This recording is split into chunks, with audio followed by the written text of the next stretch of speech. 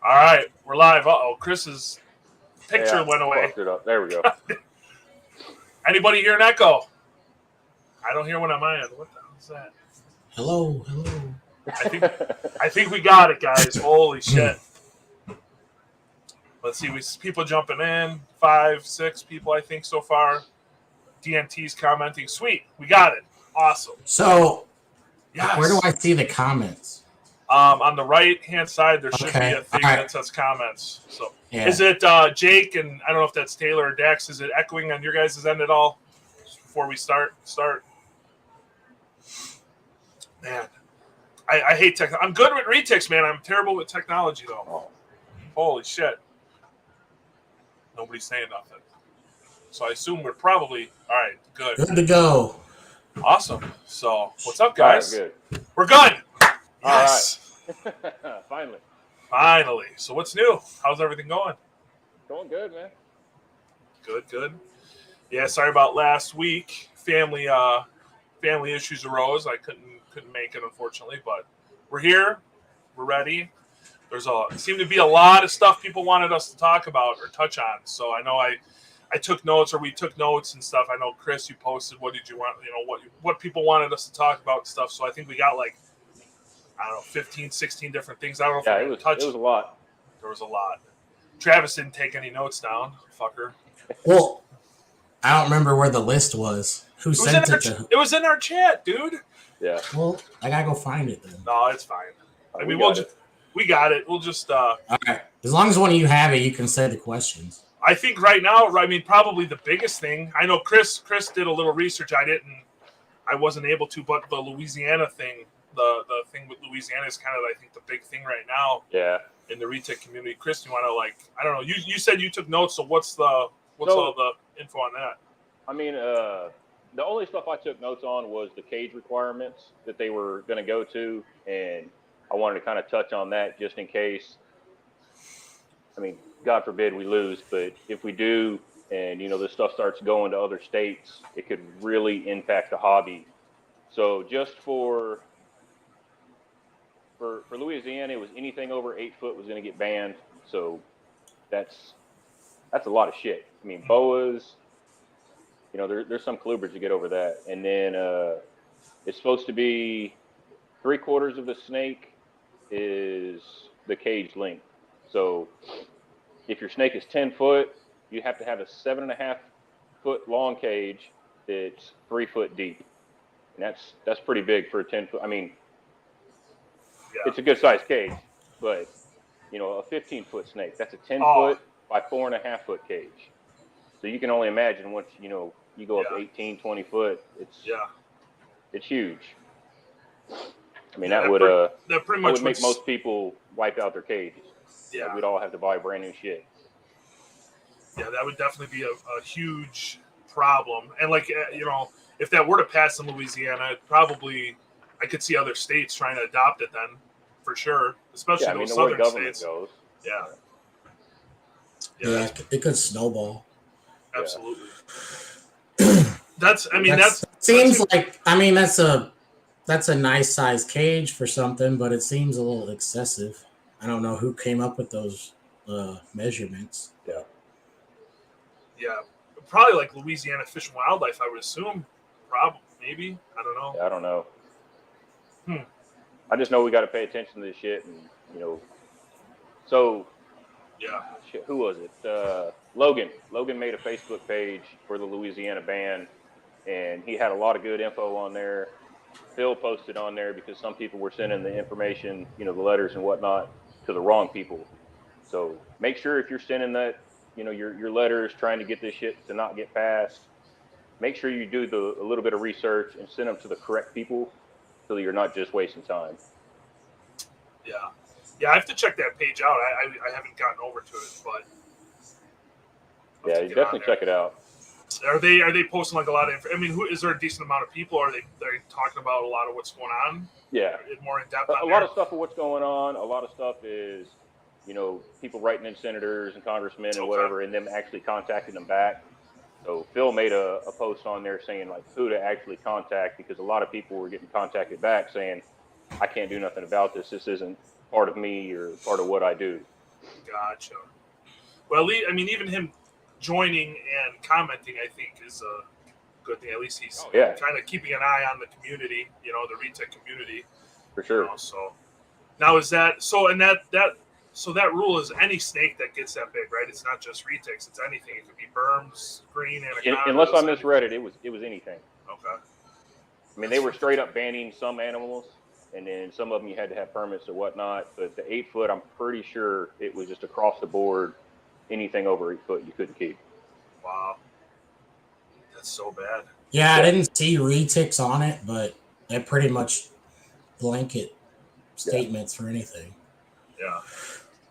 Yeah, that's what when I kind of glanced through it, I thought it was specifically targeting Retics, and I didn't see anything, and then I kind of brushed it off. And I saw other people talk about, it's a size, it's an enclosure, like change or rule, whatever you want to call it. And then I was like, oh fuck yeah, that's going to be not good. I think it lists berms, but it doesn't list Retics. But I mean, really? 8 foot is whatever. I mean, that's not very big. Even super dwarfs get 8 foot. Yeah. Yep. Yeah, absolutely. Shit. We got to definitely keep an eye on that. Colubrids that get 8 foot. Like. Yeah. Yeah. Well, carpet python, right? Don't some of the carpets can get 8 feet? I mean, boa constrictors. I mean, there's a lot of shit that can get that big.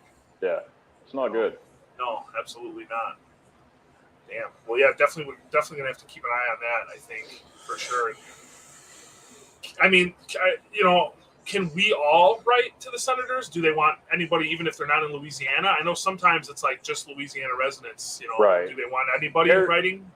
I should have read up on this shit, but we were at a show most of the day. Yeah, I should have too. I know Phil had something on there of people you could actually contact. It didn't matter if you were in Louisiana or not. And I think he might have worded it like, don't say you're from out of state or something along that lines. But I know there was something about that. Gotcha. Well, everybody needs to definitely read up on that, myself included. So I'll definitely do that this week. Kind of check it all out. But,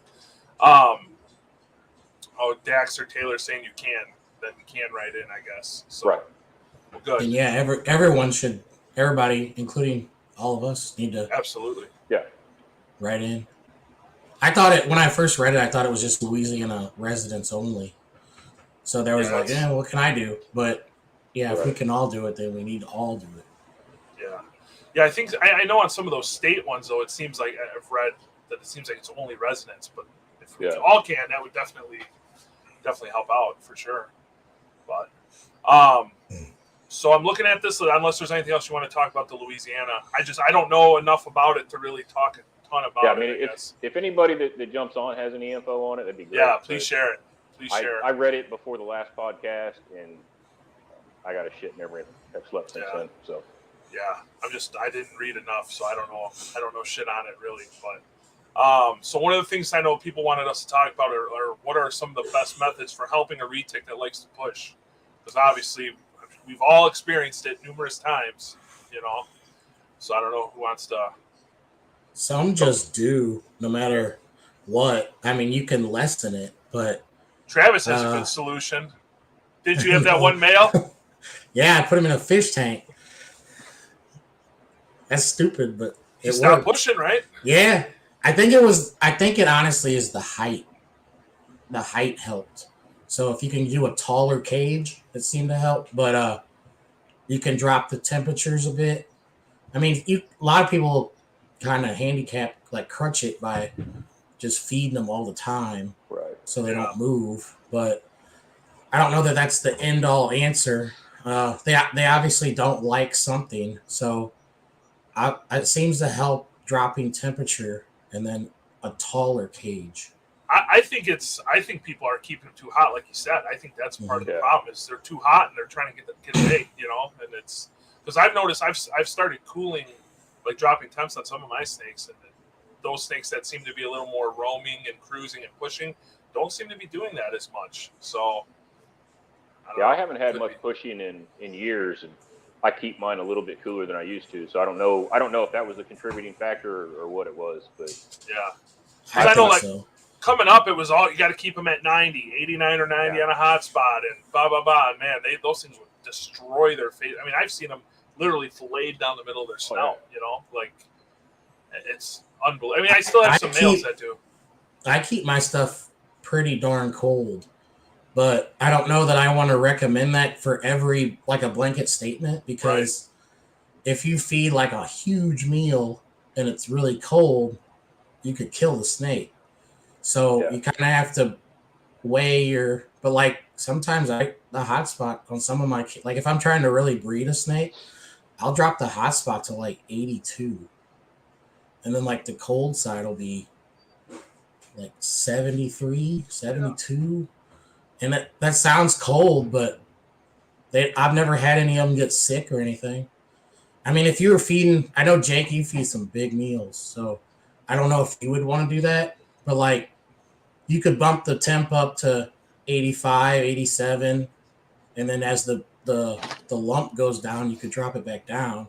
Well, like I usually do, like I have like a big stack of 632 visions with some pretty big girls in there, and I got them down to they're right around 85 degrees is their hot spot. And I mean, I'm feeding pretty big meals on there, and they do digest them. It does take a little bit longer, but if something's worrying me, I'll bump it up to 88 or 89 for a few days while they're digesting. But for the most part, I mean, I think 85 is. I've had some pretty big meals at like 83, 82, no 84.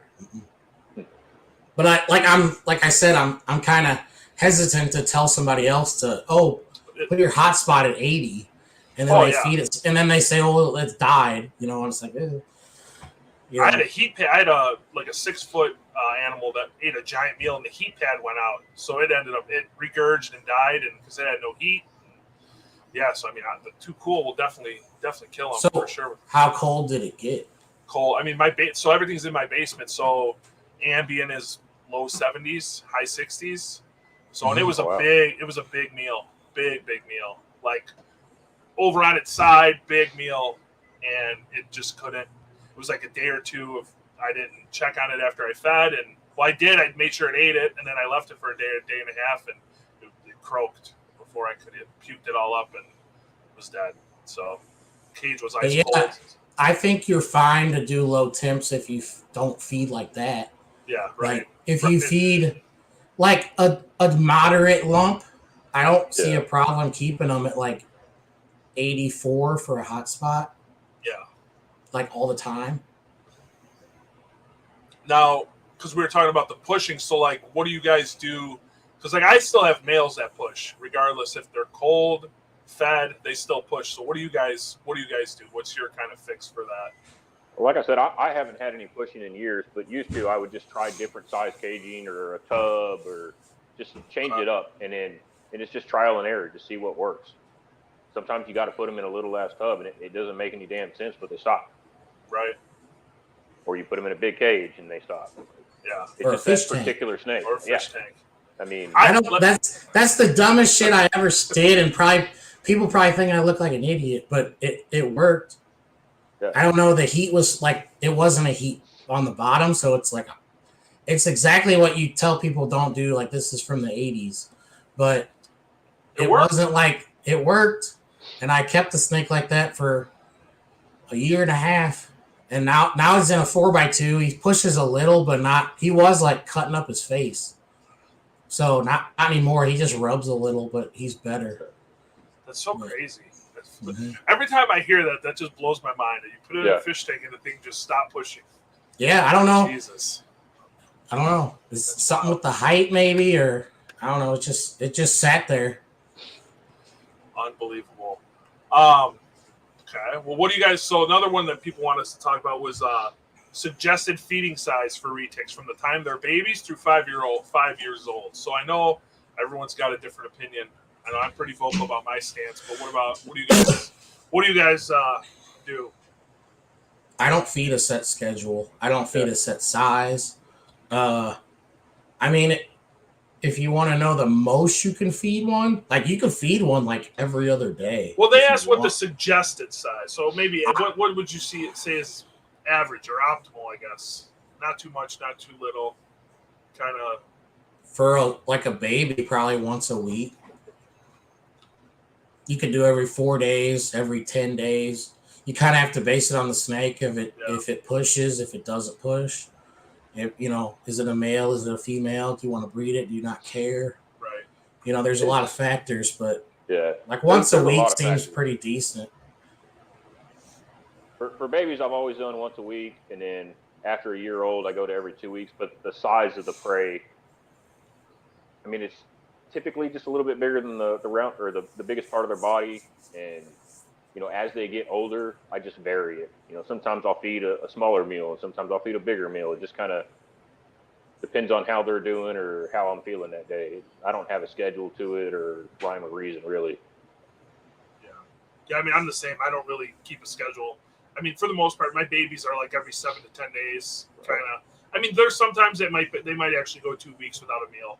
I mean, babies I don't really feed too crazy. Once they have a few meals in them, then I'll start to feed a little bit bigger. Otherwise, I go like Chris, about maybe the thickness, like 1.5 times the thickness of their body the first few meals, and then I start, especially if it's something I'm keeping to raise, I'm gonna start slamming them with those baby hippos, and start getting them fucking huge. But I used to feed babies like every 5 days, like a smaller meal, but like it was like all the time because I was afraid they would push.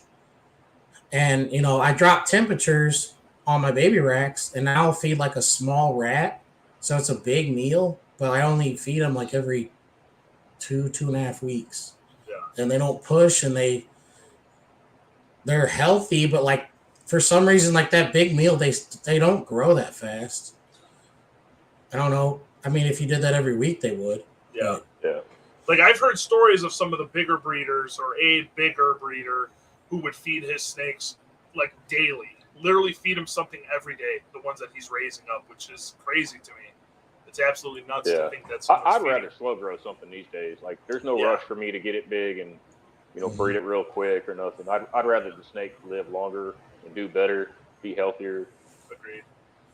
I may feed the males that I'm raising a little quicker, but especially the females, I'm in no rush. It's going to take four years regardless. So what's there's no point in slamming them, But I will slam them a big meal, but it's only like once a month or once every. That's what I'm saying. It's so variable. It's hard to tell somebody like exactly, optimal, right? What to do. You kind of just got to feel it out. Yeah, that's what I tell. Like acting and how it's growing. That's what I tell. I mean, it's all over the place in the wild too. Right. I've seen some really long snakes that are like that you can see their ribs.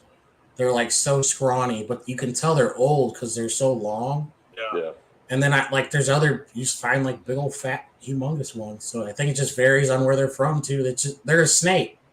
Yeah. They're meant to endure long periods of no food. That doesn't mean you want to continuously do that, but a lot here, a moderate, just all random is fine. If you want to do like a standard, you could do like every 7 to 10 days for their whole life, I guess.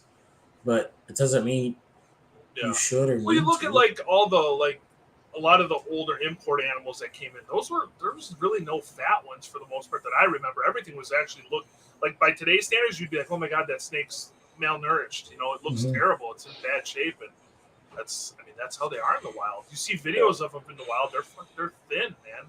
They're not big giant snakes. They're and a lot of those ones like that you see in a cave, they're skinny, but like they eat all the time. Yeah, they're eating like a bat every couple days, but they're skinny because it's like a 8-foot snake eating a Yeah, how nutritious is a bat though? Too right? It's like probably not that right. Much. I'm sure there's not a lot of meat on a bat. Probably not. So then, kind of going into another question someone asked them, what's obviously the disadvantages to overfeeding is obviously you're going to kill. You'll kill your snake. That's probably shorter the biggest lifespan. Thing. Shorter lifespan, yeah. Yeah, I mean, I had a Sula female that I fed pretty hard that ended up dying, and I don't know if it was from overfeeding, but I had a friend skin her out and stuff for me, and her heart was tiny, like abnormally small. Like I don't know if it was a genetic thing, anyways, but I'm sure just pounding her with food did not help at all. Her heart was tiny. That's kind of weird. Yeah. Usually when you feed them a lot, their heart grows. I think I showed you that picture, didn't I, Travis? Didn't I show you that picture of her? I don't think so. I'll have to send you guys a Is picture. that the one that is that the one like that she kind of got paralyzed? Yeah, it was. Yeah, that one. Her heart was tiny, like super small. So I don't know. I don't know if that had anything. But yeah, I mean, Did she have fat like developing like all on her other organs? She did have a decent amount of fat, but I mean, she didn't look. The thing was that she didn't look fat. That was the crazy thing. You know, like some of the big snakes you see, jays and stuff, they got these fucking rolls down their sides, just these waves of fat. She didn't look like that at all. Like she really didn't, and she had a decent amount of fat on her for sure.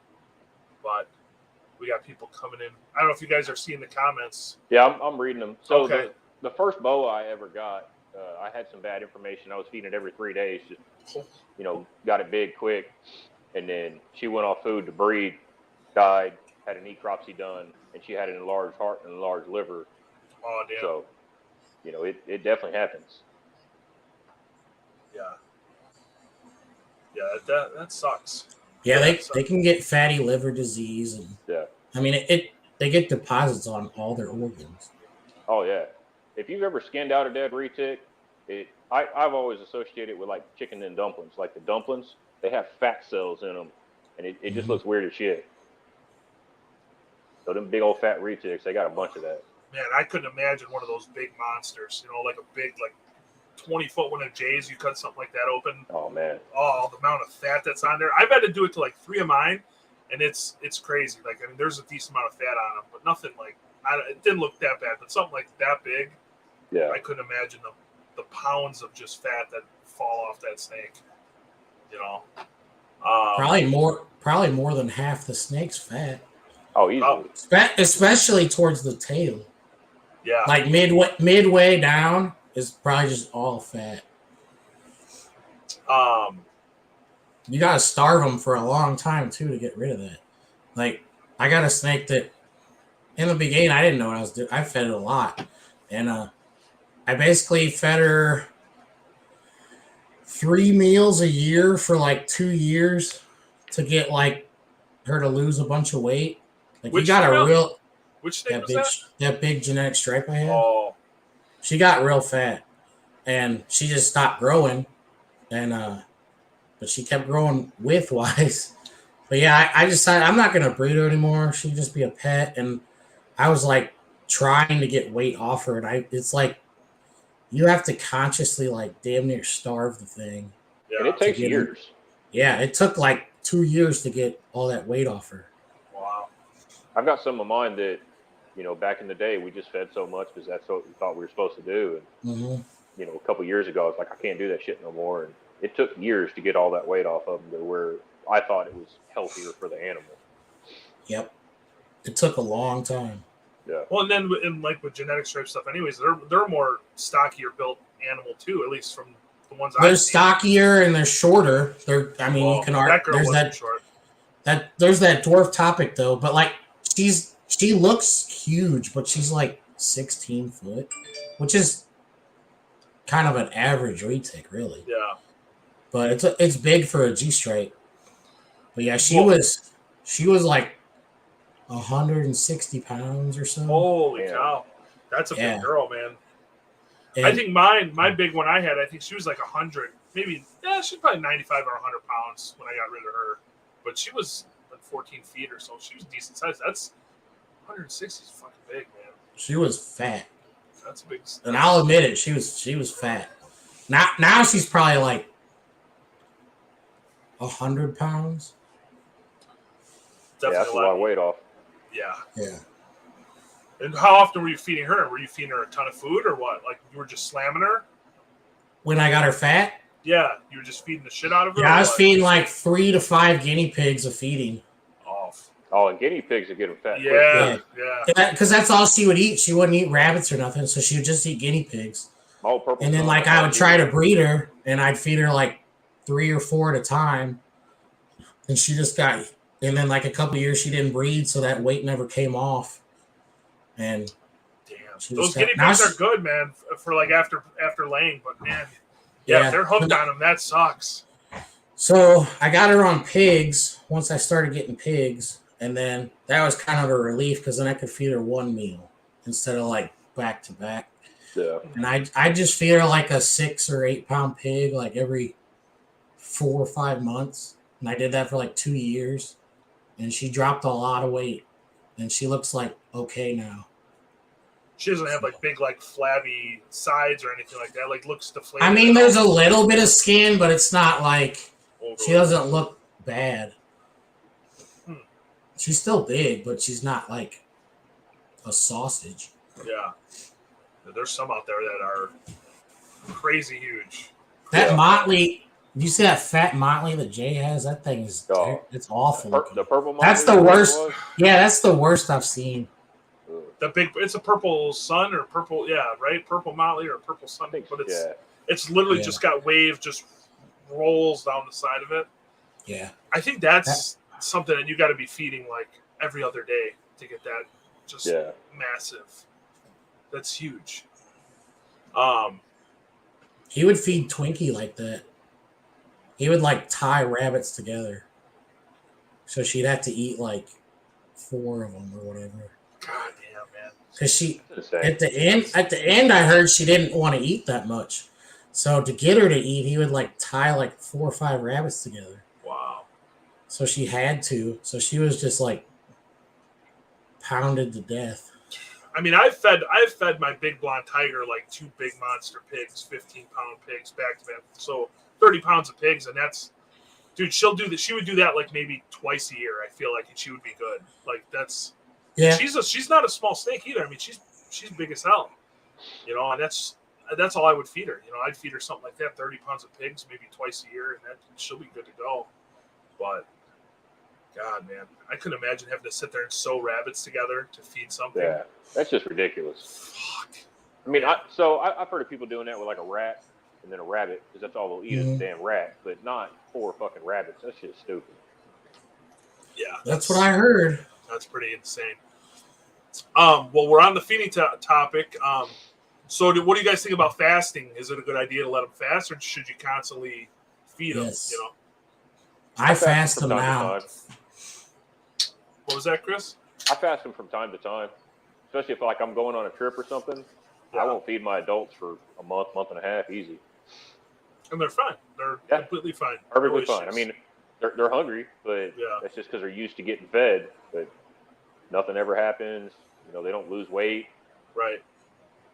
Well, I mean, I think too. You know, like in the wild, they're not eating every 7 days. That's why I think that's why we don't follow a schedule, right? Because I mean, they're not going to sit there and get something every 5 days or 7 days or 10 days even. You know, they're going to go months sometimes without eating. They're built for that. That's what they're made for. They can last a long time without food. It's probably good for them, especially those bigger, fatter snakes. It's especially good.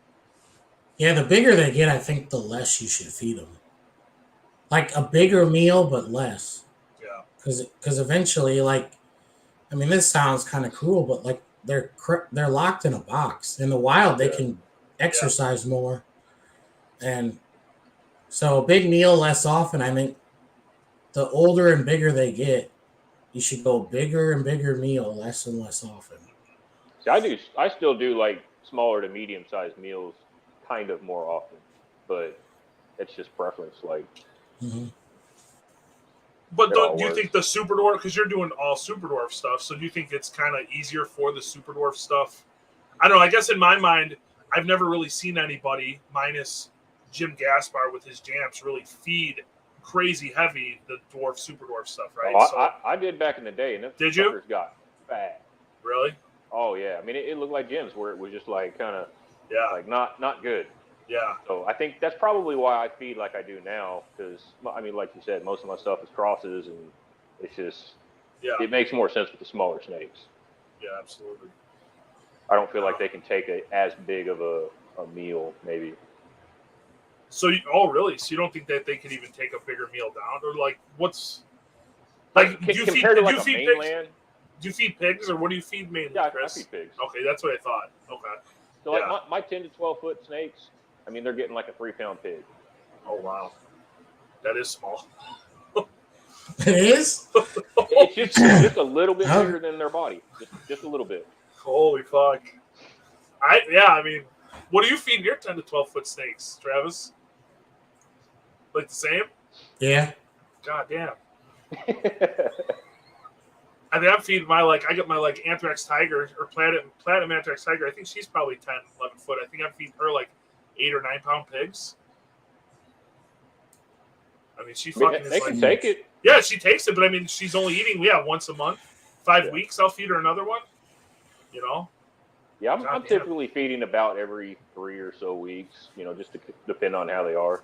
Yeah. Wow. I'll feed 14-foot snake. I'll give a 5 or 6 pound pig. Yeah. I don't really go bigger than that. The biggest pig I've ever fed was the biggest pig I ever fed anything was 9 pounds. Wow. Oh shit! I fed a 30-pound pig to 2 of my big girls back in the day, and they were in a 6-foot vision cage, and it was almost floor to ceiling from their bloat. I don't see a reason to do that. I got it for free, and I was like, "Fuck it, I'm gonna try it," and I'll never do it again. I'll never do it again. Yeah, but I got two big 15-pounders thawing out right now. Gonna feed them after the show. Well, I feel like a 215 is easier than 130. Yeah, well, yeah. It took 30 pounds huge. Yeah, 30 pounds is massive. The blonde tiger, I got one for the blonde tiger, and then I got one for the tiger double head blonde anthrax female. So, yeah, damn, that's crazy. Well, it works, right? And we all breed. Yeah. We're all breeding. All our snakes are good to go. That's just proof that it. I just gave she's probably 8 or 9 foot. I gave her a 2.5 pound pig. That was her first pig. Wow. And I was like, I don't know. I've never fed huge. Well, the Mochino Sun Anthrax I got from you took her first pig just recently, and that was a 3-pounder. And she's not huge. Yeah. She's probably 7 foot or so, 8 foot maybe. She took her first. Probably 8. She's a 3. It is a 3.5 pound pig. So, but that was just her first one. Now that I know she'll eat them. Yeah, 10 footer, 10 footers. I feed around a 3.5. Then maybe a 12 footer maybe a 4 or 5. Wow. You ever start them off younger and smaller? I feed 1 pound pigs. If it can take a jumbo to colossal rat, I get the pig. As soon as they're able, that's what I got. A bunch of pigs. I just picked some up today. I got a bunch of 1-pounders, 1.5s, 1.25s. Anything that can eat a colossal rat, I'm going to try a pig on it. I mean, they're cheaper. Quarter of the price. They're cheaper, right? And I feel like there's more meat, there's more protein on them. So I feel like it's better. They're not going to digest all that fur and shit, I still like to. I've never fed. Swap it up, but yeah. I've never fed under a 2-pound pig. Under a 2 pound? I don't know. To me, when I do the smaller pig on a smaller snake like that, seems like they have really runny shits. Yeah. And I don't like that. I had that issue with Dons. Back in the day when I was getting pigs from Matt, dude, I had the nastiest shit. It was just like a grease slick in the bottom of the cage. And I don't know if it was just feeding too much. That's why I don't do it. I don't have any issues with Dons. See, I have certain animals that do. Certain snakes will digest. They're runny, and some snakes they never are. And I don't know. I don't know what their reasoning is. It still makes me wonder why it's like that. That's what I've noticed. Yeah, it's weird. It's fucking weird. I don't get it. If you stick with it, they eventually get better. But yeah, some of them are doo-doo soup. Some are really bad. It's bad when you have that. It's fucking gross. Oh, it's so you bad. Can't clean that shit up. It takes. That's why I don't. I just rather feed them 2 big ass rats, or if I can get small rabbits, I'd rather do that because of the hair. The hair helps. That's why I don't really do pigs until they can go a 2 or 3 pound pig or bigger. Just because I've had, I just fuck that, and I don't do it again because it's everywhere. It's so bad. Yeah, it's taking Crisco and pouring it in the bottom of the cage. Yeah, and one cage will stink up my whole house. Yeah, it's just nah. Gotta bust the shop vac out and all that shit. I get big rats pretty decent. I mean, Jake, I know you get them really cheap. Yeah, I got a ball python guy that hooks me up with colossals for $1. Yeah, you saw it. Yeah, I wish if I could do that. I wish I could get that deal. I usually Right. just he brings them to me at Tinley, and I just buy 300-400 at a time, and just try to space them out from Tinley to Tinley, so I can just grab them every show. And yeah, because I mean that's a good price, and yeah, hopefully that continues because I haven't bought like a colossal or bigger from anybody, and man, it's probably been like 2 years now. So Yeah, you don't want to, man. It's just I like don't $5. I don't even want to. Yeah, I don't even want to know. So screw that. But so what? I know where this is going to go, but what do you guys think about housing Retics together? Somebody wanted to know. Permanently? Never will. I know they just asked what was our opinion on housing Retics together. So I think you could. Go ahead. I've had a male and a female together that I thought the female was ready, and she wasn't. And I walked by the cage, she slammed the male and just ripped him open. Like, so to me, housing them together, it's just not worth the risk. I think you could do it with multiple females if you had a really big cage. Yeah, that Like could probably work. like Blake's outdoor, like 8x8, whatever those are. I don't see a problem. They're bigger than that, aren't they? Some are, some aren't. But something like that, if you had something like that, I think you could put like 2 or 3 females together. Because if they're adults and you're only feeding them every month or two, you know, it wouldn't be that big of a pain to separate them to feed. Yeah. But otherwise, like, why? If you're doing it in like a cage in the house, like, I don't see why. Yeah, there's no point. There's no point. Like I can see like some people, you know, let them go in the room for like the jungle gym thing and then get some exercise. You know, doing that is one thing to me, but like keeping them together all the time, to me, it's just not worth the risk. Yeah. The only scenario is like Blake's. Right. That's the only way I could see you doing it permanently. Yeah, there'd be no way. I mean, it's like you said, yeah, something big like that. If you had the room in your house to do a big giant cage like that too, I think could work. But I mean, I've kept male and females together like 3 weeks at a time with 0 issues. But obviously, you're not feeding them together, right? So I've done that. Yeah. You fed them together? No shit. Fuck that. And how did that go? Well, I'm talking male and female if they're breeding. Two tongues? Like no, if the female's off food, I've fed the male in the cage with her. Oh, okay. And some males that are really horny, like I've had where they won't eat in their cage, but they'll eat with the female. So to like give them something, right? Because I'll keep them together like 2 months. Man, I still would be scared doing that, man. Even I do it at the one. I'll do it at the one end and then watch them the whole time. Yeah, but what if she catches that scent and like, oh, I am hungry now, and fucking wraps them up and you're down to one snake. I don't know. I would just take the male out, feed them, and then give them a couple days and then put them back. Yeah. Well, the one male I'm talking about, he wouldn't eat like in his own cage. Oh, okay. So I was told the male wouldn't eat in his cage. And I was breeding him. So like I'd take him out and put him in his cage and he wouldn't eat. So I was told by a person that was pretty experienced to try that. So I fed him in the cage with the female and he took it right away. No shit. So he took it and ate it. And then I think I took him out for like a day and then put him back. But like I let him eat it in the cage with the female. I just sat there and watched. It was just like a jumbo rat. But the female just stayed there sitting there in her coil. Because she was like totally off food. But since then, I felt more like all right with it, and I've done it multiple times before. God, that would stress me out. Stress me out so bad. I mean, I don't just do it and walk away. Like I'm there. So the only reason you do that then is if your male won't eat in the cage, then you're not just doing it to do it. Well, that was why I first did it, and then since then I've done it other times just because. Because basically, I'll just leave them together for like a month or two, and I don't have to fuck with cleaning the male's cage. He'll just eat in there, and then he'll shit in her cage, and I'll clean the cage. And I clean females' cages when they're breeding. Oh yeah, yeah, I do too. So I'd rather just clean one cage than both of them.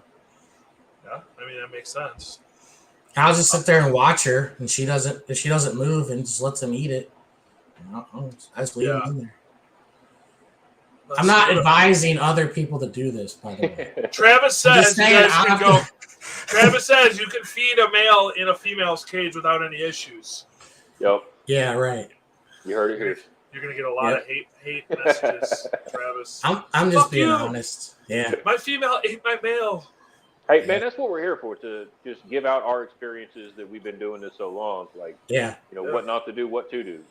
People. That's what I'm trying to preface. I'm trying to preface it that she was off food like hardcore. They've been breeding for weeks.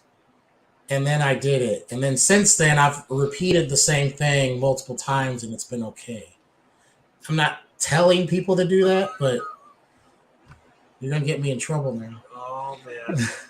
I can already see my experience where I just walk by the damn cage and they attack each other. So I see the next post on the Nation is going to be, so someone said I could feed my male and my females with my female, and she ate them, and why did that happen? That sounds like you need to buy another one. Jesus. Jeez, man. I've also had where, like, now I'll rub the female with a hook before I put the male in. Because I'll put a male in and he zoomed past her and she just whacked him. Like, I've had him tear a male open. That happened. That happened to me. My original Platy Phantom that I got from Kevin and Andy, man. When they were huge money. It was big money. It was literally like I think the first or second intro I did with him to my tiger. I tapped her. She was chill, whatever. He went in the cage, dude. She flew over across the cage as fast as possible. Grabbed that snake, kind of half wrapped him, and let him go. It happened so fast. I couldn't even process what happened. He had 2 big gashes on his side. I was freaking out. I'm like, the first male I got, the first ever one I had bite another one was a freaking on loan. Oh, I was freaking out. I called the guy at like midnight. He wouldn't answer. I was like, well, fuck. He's gonna be. He took it fine. He was fine with it. Yeah, they gashed it open. I've had one of my pieds did that. Bit herself. Missed the pig. Spun around, grabbed herself, coiled, literally gave herself 2 pretty decent gashes on her side. I'm like, God, man. That Moonfire, remember Moonfire from Shane? Yeah. She'd bite herself all the time. Yeah. Wrap herself up. I had a male bite himself and combat himself. And he just kept biting and wrapping himself and just did it for 30 minutes. He didn't slice himself open, but he had fucking holes all over the place. Dumbest, smartest snakes ever, man. Right? They really are. I took a video. We're lucky they're so damn hardy. Yeah. Yeah. Yeah. Absolutely. I was just like, what the fuck? And what do I do? I'm gonna get attacked if I, whatever. I'm looking through this list to see what else you guys want to talk about. There's somebody asked about bioactive, but I don't think any of us keep them on bioactive. Well, how about just bedding versus paper? What do you use, Chris? Paper? I used to only use paper, and now I use bedding. How you? Oh yeah. Well, you do like it? Oh man, I'll never go back to paper. But really? Yeah. It's expensive, but if you can buy in bulk, it'll help with that. And are you using the cocoa or something like that? So Mike Wilbanks is 10 minutes from my work. So I ended up buying. I tried it out. I bought a couple bags of his stuff, and I liked it. And I went and bought a pallet of it to make it cost effective. And so far, I'm really liking it. It makes it so much easier to clean. They piss. It just stays in a clump. Scoop up that section. Put some new one in. Every now and then, just do a full change. Doesn't smell. It smells nice at least with the cocoa. Yeah, that's the only thing that makes me wanna. I do it every few years. I'm going to switch everything over, and I do some of the stuff. I'm like, why did I do that? I've gone back and forth. I've done big aspen shavings, and I did it that helps. back in the day. It helps on smell, but you can spot clean, but then if they all line up where they've all shed and you got to do them all a whole change, it takes forever. And then you're hauling, and I don't have a walkout basement, so then I was hauling this shit up and down the steps, Oh fuck yeah! I didn't think about that. Mine's in my garage, so I just pop the door open, wheel the trash can out, dump it. Yeah, bring it's it back. super nice. Yeah, so I was hauling bags and bags up and down the steps of bedding. Yeah, that would get old. And when it's wet and piston, then it's heavy as shit. And then you rip a bag open going through the living room. It's And that's I got 6 or 3 foot deep cages now, and everybody's like, "How the fuck are you gonna clean the backs of them?" I use a shop vac. like when they blow up the shed, I just suck it all up with a shop vac. Mm-hmm. Shop vac in a dustpan, big dustpan. Damn. Yeah, I used that. I tried those hardwood pellets for a little bit, and I want to try those. Yeah, I liked them, but it was garbage day was a disaster. Like same thing. I'm in the basement, dude. When those things trying to carry those things up my stairs, it's like 70-pound garbage cans and a multiple bed. I'm like, I can't do this. There's no way. Fuck this. Yeah, those are even heavier. Yeah, it was, dude. It was so much. I went to Farm and Fleet and bought like 20 bags of them. I got it home. I brought them all downstairs. I'm switching everything over. I switched like probably half of my collection over. I'm like, okay, I should probably try to feed these and see how I like it, right? So I fed them, and all the snakes shit and pissed. And I'm like, nope. Went and returned like 12 bags back to Farm and Fleet. I'm like, I need to return these. Screw this. Yeah, I guess it's kind of how you have your shit set up to where what would actually work better for you or not. Yeah. What were we gonna say, Travis? How thick did you do it? Not that thick. Kind of a light layer. But I did not see all my feeders are wet because I put them all in water to thaw. So man, those pellets kind of stuck to the feeders, and I didn't like that. And I'm like, just that's one thing I'm really cautious about when I feed my babies is I will not warm them up, or I won't soak them in warm water because if they got some chips on them or something, I don't want them ingesting that. Do you guys know of? I don't know of anybody off the top of my head, but is anybody keeping that you guys know Retics in a truly bioactive, like fully bio? I don't think there is anybody, right? Gary Tarpley tried it. Is he? Blake? Oh, Blake, I guess technically is. Because they're outside. Yeah. And you just go out there with a shovel for the big turd, and that's it. I know Gary Tarpley tried it. I think he ended up changing it up. I could be wrong, but he's the only person I know of that's tried it with adult snakes. Yeah, like babies is easy, but adults, it's a whole nother ball. It would have to be like a giant room or something. Yeah, I mean, like a zoo, something like a zoo, maybe. I don't even know if that'd work. Right, so Lucas you'd still have to clean his, but they're only 5 or less than 5 foot. So yeah, I'd like to see somebody with like a 14, 15, 16-foot animal and a truly bioactive. And I'd be curious how it would work. You would still have to scoop out the big turd. I would think. I know there's a dude over in Europe that's got a giant room with like big ass trees and plants and shit. So his is bioactive, but I mean it's a room.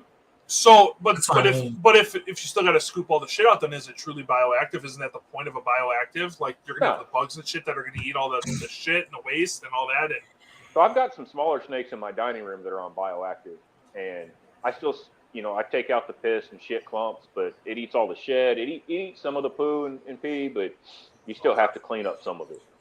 Oh, I guess Lucas is. Yeah, that's true. Lucas said Scott Severs. He does have all his snakes on. Bioactive stuff. Yeah, I guess that's right. He does. I'm thinking like you though, Jake. Like these geckos back here, they're my wife's. Yeah. She doesn't clean poop or nothing. Like right. But it's little. Right. But that's when I hear bioactive, that's automatically what I think of is you're gonna have something that's gonna come and take care of all the shit and piss and clean, and like I won't have to do it. Which obviously with the retic shit is gonna be a crazy undertaking, but that's what my mind goes to when I hear of a bioactive. You'd have to have like a big ass deep layer of dirt. Yeah, you're not doing it with like a little layer. No. Yeah. I mean, hell, even the ones I got in 4 foot is probably 3 inches, 4 inches of dirt. Would be cool though. Would be cool if somebody could do that though. Imagine that, like a big ass enclosure where you don't have to ever clean up shit or piss. Just let these bugs or beetles or whatever they are just do their thing. That'd be amazing. That'd be awesome, dude. That'd be so cool. Fuck. Okay. What else? How about radiant heat versus belly heat? Yeah, we do that one. I do both. Do you really? Mm-hmm. So why? Yeah, I was just curious. Why do you do both? Well, it wasn't on purpose. I bought a set of cages that came with radiant heat panels. So I was just like, well, they're already in there. I'll try them. And they were fine. But before that, I always used belly heat. But I haven't noticed a big difference. The radiant heat it warms the whole cage a bit more. than an isolated spot. But they both work fine. If you're moving cages around though, ever like I would do radiant heat panel. Do you have all your stuff in your basement? Is your basement cool or is your basement fairly warm? So out in my basement it's like 68, but in the snake room with all the cages, it's probably 73. Okay. So I had some racks that I bought. Same thing. I got them cheap, and they were technically back heat, right? So I guess that's radiant heat, right? Kind of. But I hated it. Absolutely hated it. It just my room is too cold. It just did not work for me at all. So I'm a belly heat through and through. I do want to do I would love to do ambient if I ever get a building. I'm going to try it. If I ever can get a building done, I'm going to try it just to see how I like it. I can't, but so I've always done belly heat until I got this new setup, and with bedding, I do not like using heat tape. So I've still got a few cages that I have heat tape on with bedding, and it just makes me nervous. Yeah. It's got to get through 3 inches of damn bedding to warm them up unless they push it aside. But I'm liking the heat panels. I haven't had any issues with them yet. Are you worried about the bedding like catching on fire or something? Well, I mean, those cages are 30 inches tall. So Yeah. they've got the heat panel, there's a shelf, and then you got the bedding, and it don't get that Well, hot. you said you're worried about the bedding with belly heat.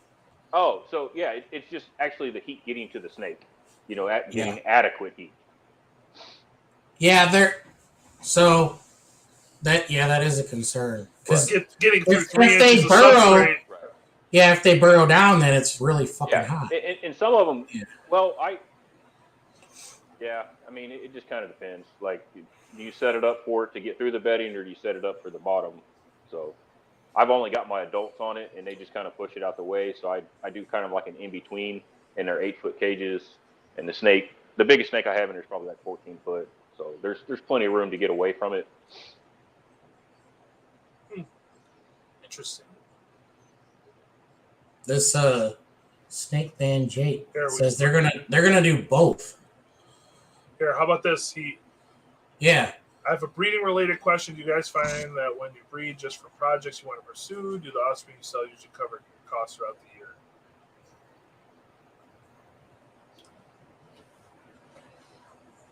I know for me it depends on the project, but usually my breedings will cover my costs throughout the year.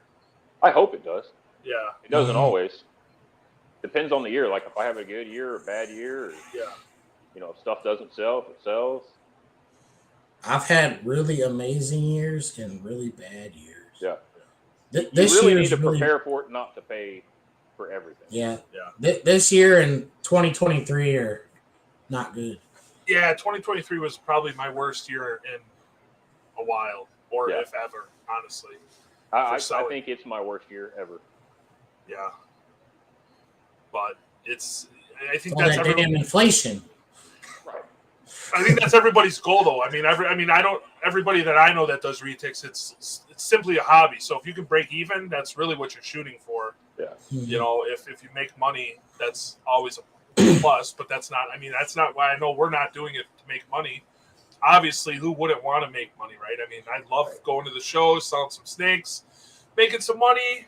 Makes the wife happy. Put a little money in my pocket to further my projects or buy new caging or whatever. It's always a good thing. But there's nothing wrong with making money at doing what you like. Absolutely not. But if that's your only driving factor, then it's wrong. Right. Or if it's sacrifices the quality of your animals too. Right. If that's all you're concerned about and you don't give a shit about anything else, then that's not right. But if you're doing it, we're not saying that's your case, Jake. We're just giving examples. Right. But I'm just saying, you're making money, man. I'll tell you that. That's what I'm saying. Making money. There's nothing wrong with making money, but like you should like what you're doing first. Absolutely. And I think that's with the retics. I mean, you see so many guys that come in and dump big money, and then they're out within a few years because it takes a special person to want to keep multiples of these snakes with the amount of shit, piss, and feeding, everything that goes into it. You got to love the snakes first before anything else. Anybody kinda that's read been that- keeping retics 5 to 10 years, they love the damn animals. Yeah. You know. Yeah. I mean, I think that's why you think, you look back, like how long have we all been? I mean, we all know each other from forums and pages before even Facebook. And I mean, there's new guys that are coming in, but there's like a core of us that have been around forever that I don't know. There's a lot of guys that came in with us or after us that spent crazy huge money, had the newest, coolest stuff, and got burnt out and didn't make money. And it's obviously you knew they're in it for the wrong reasons, I think a lot of that is just people that got too big too quick. Yeah, and that just too. lost interest in it. It's just too much work. Yeah, they get burned out. I mean, I almost did that. I got overwhelmed, and my wife had to tell me, she's like, "Do I have to buy a snake to get time with you?" And I went, "Shit, I'm fucking up." Yeah. So I scaled back. Smart move, move, man. And kept my passion for it. So that person's question, though, I think you should breed for what you want. Oh, 100%. Not what you should sell. So that question, I like that. Breed for what you want and then try to sell what's left. That's what I do nowadays. I don't breed anything just because I can sell it. Oh, yeah, I breed it because I want to keep 3 or 4 babies from it. I don't remember, Jake. Yeah. Is it still on the screen? It should be on the screen. No. Jake asked. He said I sold him his first snake in 2014. He asked I was like, no. Oh, my bad. But yeah. What are we at? What else we got? That's what I'm looking through. Just do you want to touch on any of the ego between keepers and breeders, or any of the time, or should we save that towards the end? I feel like that's going to be a long one, probably. Yeah. Or maybe we do. What do you guys think about, or what localities do you guys want to take to your current projects? How about that? That's a good one. Well, I just did a talk about that. So Slayer for me. Oh, well, there you go. It's my favorite locality. You're the Slayer guy. What about you, Travis? What do you have? Oh, you got what do you got? You got Sula. You have any? You got some. Sula Bhutan, but I want to keep those as what they are. I'm not really trying to cross them with Morse. Wait, you have a Sula and a Bhutan? Is that what you're saying? Yeah. But I am saying that. But and then like I have super dwarf stuff for crossing to bring down size. So I have Kalatoa and Karampa Pures to breed into morphs. Oh yeah. But the Sula and Bhutan stuff, I don't really want to breed it to anything else. Yeah. Any particular reason? Not really. Just to keep it pure? Well, I mean, that's a perfectly fine answer. Yeah. I mean, I like the tiger Sulas that you made, Jake. But like, I don't know. You probably have to make them in like 87.5. They need to be another percentage, another step up, which is what I want. That's what I mean. That's I only and not all Sulas are that great looking. Right. Like there's some, but like, will that transfer? I don't know. Yeah. You know? Yeah, I want to do. I'm shooting for all high. I want to do high percentage Sula stuff. Is my end goal. Honestly, I'd love to get into the 87%, 87.5%. I'd love to do all. You know, there's a lot of. I want to get Sula into Anthrax so bad. I'd love to. It's a long project, but I'd love to see like a high percentage Sula Anthrax cross. Would be really cool. But it has to be the right Sula too, you know. But I think that my cool. Sula is just, I just got it like for a pet. Like I don't even care. Yeah. And like if Jake's already doing the crosses, so that why would I do it?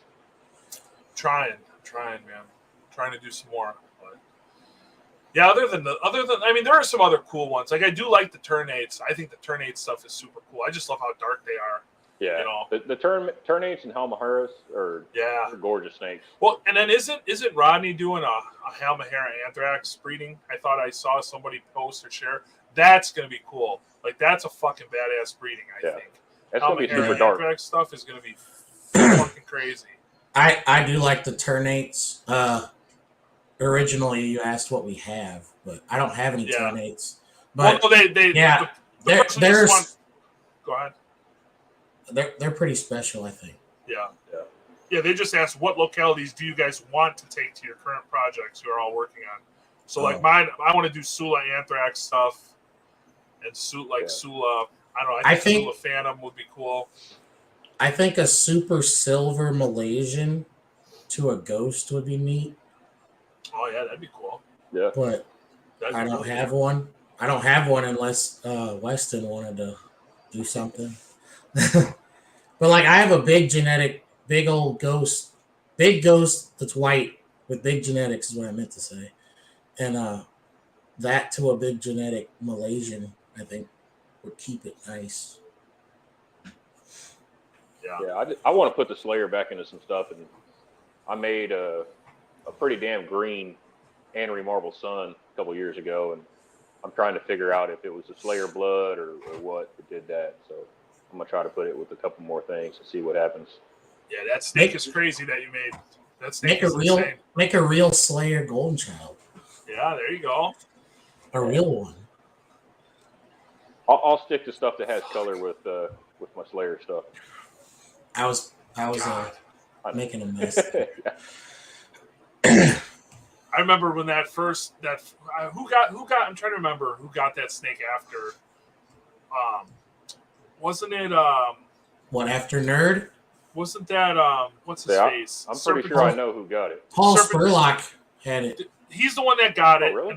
Yeah, I think he got it and bred it. And I remember when he posted those eggs, I remember asking, I think it was on The Nation, like, if GC's Slayer, wouldn't these babies look half Slayer? They don't look any Slayer at all. Like nothing. Like not even nothing. And I just remember getting like my ass chewed out about that. He bred it to a Slayer and they didn't look pure. But that wasn't was that the first breeding or no? I don't know. I know he did that breeding though, and they looked like a cross. They didn't. Or maybe that's what it was. They didn't look pure or something. They didn't look pure. And then I don't know how, but somehow Samson got it. And I think that's the one he killed it because nobody could handle it. Yeah, that's who I was talking about. I thought he got it from Nerd. Yeah, I remember when. Paul had it before him, and Paul bred it to a Slayer. Yeah, I think you're right. I think that was how it went. Maybe that's what I'm thinking. And they didn't look pure Slayer. They did look like crosses, and that was the problem. Mm-hmm.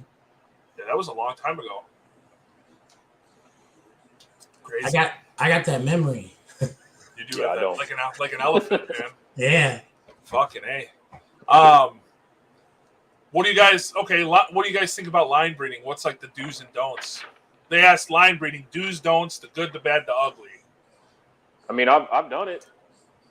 You know, that's how I got my Super Dwarf Titanium shit. But there's only so many times I'll do it before I just stop and outcross it and eventually bring it back in. Yeah. Like if you start getting deformities and fucked up snakes, you got to stop. You can't. I mean, if anybody's looking to see how to line breed, you got to look at Shane. I mean, I don't think anybody's line bred anything better than Shane has, honestly. I mean, by far.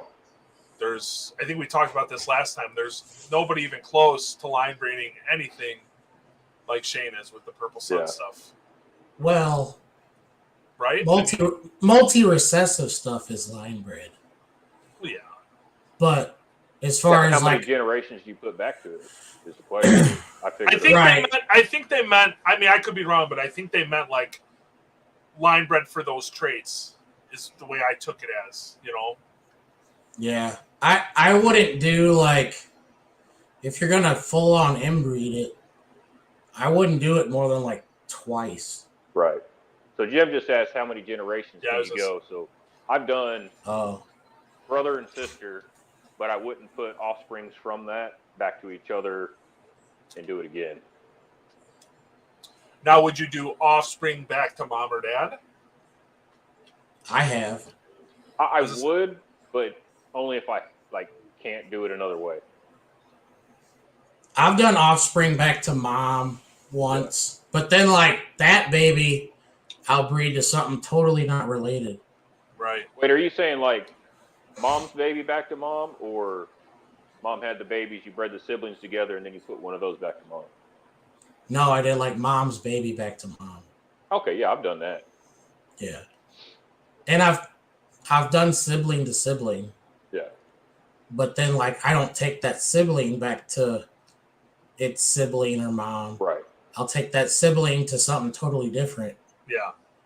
and like trickle it off another way. Yeah. Like I don't go back to back to back or or keep going back to mom or Yeah. You got to outcross it at some point. yeah. But any recessives concentrate. So Yeah. You kind of have to with recessives. you have to, but Yeah. I just wouldn't do it over and over. Yeah. Yeah, I think 1 or 2 generations, I think that's okay. You start getting into 3, 4 into each other, I think that's where it's going to start getting kind of goofy. Yeah, I think you start getting some deformities and shit once it gets that deep. Yeah. This is so this question I really, when I saw it, I thought a lot about it, but it was what type of plans and when should we start making plans for our retics if we are of the older generation and they have the potential to outlive us? So I assume that's about like Tommy passing away. Like, what would you do with your collection? Like, do you guys have stuff in place? I've already made the plans. You already got plans set? I hit up some good friends and told them I was going to put them in my will to where they could take anything they want out of my collection, and then the rest of the stuff they have to sell. And if my wife's still alive, they give it to her. If not, donate it to charity or something. That's a good idea. Or keep a portion of it, but the rest of it donate to charity. Yeah. Well, we have to have a plan. I mean, I might die in a fucking car accident tomorrow. Who knows? Right. Yeah, I need to get some. Me and my wife have talked about it. I mean, it's kind of the same thing. I tell her, I have enough friends that anybody that wants something can take whatever, but they need to help moving, help sell the animals or do something with the animals and give whatever they make. Take some of the same thing. Keep some of the money, give the rest to my wife and kids and stuff like that. But yeah, I need to get something actually. I need to get it in writing. I need to go and same. get an actual will put up and do that. I just haven't gone that far yet. Yeah, because I mean, what would you do? Yeah, thinking about, I thought about it when I saw that come on. Yeah, well, I probably should get something on paper in writing. Right. Yeah, and that's any reptile. That's not just the retics. I mean, anybody with some kind of reptile collection, this shit lives a long time. Some stuff longer than others. Tortoises, crocs, shit like that. But you need a plan. Yeah. What about you, Travis? You got anything planned or? I mean, I don't plan on dying right away. But I mean, I'm married, so like my wife would have to figure out. It would all be hers, so she would have to figure out who it would go to or sell it or whatever. But like, I don't have anything in writing because I'm married. But if I was like old age, or if I knew if I had like a heart condition or something, like I would definitely have some type of legal document of where so when I say in writing is if me and my wife die, because then it's up to the state for what happens to your shit. Right. And I don't gonna die before that happens. That's what I'm saying. Like I don't either, but I need to. Yeah. I mean, I guess any freak accident can happen like that, but yeah, you never know, man. Never know. Yeah. It's something to think about that I guess. I guess I haven't thought about it. I haven't thought about it in great detail, but I never thought about it when I first my earlier years of keeping and breeding snakes. But as I've gotten older and stuff, and I'm like, yeah, it's stuff. I have a pretty sizable collection. So it's like it's a lot of animals. Like what the fuck? My wife's not really into the snakes at all. So it's like something she's gonna have to do something. My kids are not old enough. If my kids were bigger and older, it wouldn't be as big of a deal. I mean, it'd still be a big deal, but at least they can kind of help with the snakes. But yeah, it's definitely got to get something down in writing and planned out for sure. But sucks getting old where you have to think about that stuff. If I had like a medical condition or something though, like for sure. Yeah. Like you talked about the Tommy thing. I don't know how long he knew of whatever he had. But it sounds like he had some type of plan. It seems like it went to guy that was friends with him. Yeah. So he had some type of plan. So if I was diagnosed with XYZ, I would come up with something right away. Yeah, you'd have to. You'd have to. Or if I was single, like if something happened to me, like I'm not really worried about the ball pythons and stuff I have. My wife can handle all that. Yeah, I mean, I think it'd be a little easier. Certain key animals that are big, but I think it'd be easier if you knew, like, you had some diagnosis where you're like, hey, I got to really get this shit in order. At least you kind of know. But yeah, some freak accident, car accident. I mean, who knows? Then it's like shit. Yeah, got to get something. Got to get something planned for sure. What else? What else? You guys want to chat? How about? What do you guys think? This is easy. What do you guys think is an ideal setup for a pet retic? Just one snake. Pet retic. What would you guys? How would you guys set it up, or tell somebody how to set it up? Mainland. Sure. I would start with a baby, and I guess if you're doing one, it wouldn't be like a tub scenario. So you would probably start with a Exoterra or something like that. Yeah, something like that, and then maybe go to a 4x2 or like the 432 vision size, and then ultimately, you need a 6x3 or 8x3, something like that. I wouldn't go straight to a big cage with a baby. No. I would still gradually, get bigger as you went. But I mean, if it's just one snake, go as big as you want, as big as you can. Yeah, that's what I would. That's what I would suggest. Or get a cage with like dividers that you can open it up as it grows. If you only want to do one buy. But that'd be a smart way to do it. Yeah. Yeah. When I was getting back into snakes, when I got my tiger, I put that thing right in a 4-foot AP. It was a little baby, little hatching tiger. That thing went right into a 4-foot vision. But I had branches and multiple hides and big water dish and all that, as a pet, and it grew into that cage, Yeah. 4x2 might work, yeah. Yeah, I mean, I think if somebody for a pet, deck it out with branches and all that sort of stuff, make it look nice. And yeah, I mean, it would kind of depend, I guess, too, what their setup is. I mean, if you have one pet, I mean, shit, I'd put a 10x10 big ass room, one big ass retic for a pet. But I don't know if most people would do that. Depends how big it gets. Yeah. I mean, if it stops growing, some of them stop at like 14, 15 foot. Yeah. So you could do like a 6x3. If the thing gets 17 foot or bigger, I mean, I think you need like an 8 foot or so. Yeah, 8x3, 8x4, 10x3. 4 foot deep's kind of a bitch. But if the cage is tall enough, you can get in there. Right. But that's not every 20-foot retics don't happen by accident. No. Yeah, you're feeding the shit out of that. Or it's just got the right genetics. Well, yeah, right genetics, and you're feeding it a lot, and it doesn't happen in like a weekend.